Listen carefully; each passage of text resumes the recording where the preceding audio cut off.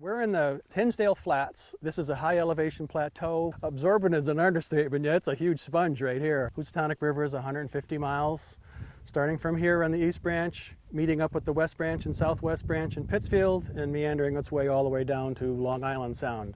There were a lot of mills. You can be wandering around on some of the small tributaries, and there's an old dam that was there that used to support some sort of manufacturing. And it used to be back in the Native American days, this was a place where the tribes got together just to go fishing and hunting in the summer and kind of dispersed the rest of the year.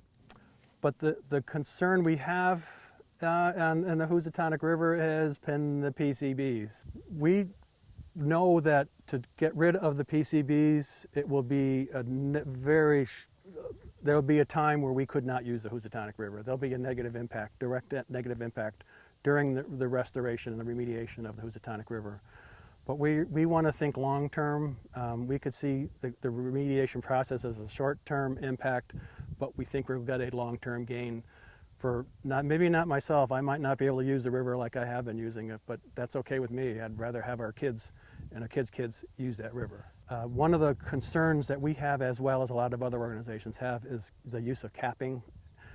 And that is a recommended use by EPA to encapsulate PCBs on site. So you don't have to remove them and pay the heavy price to remove them or have a negative impact. But the concern that I see, and a lot of people see, is that the cap is basically just a 6-inch sand cap over the PCBs, and you're leaving the PCBs there and you're putting sand on top of them. But you're gonna have one big storm and it could just wash away. And having sand cap on a dynamic river environment, to me, it doesn't seem like it would be a very good idea.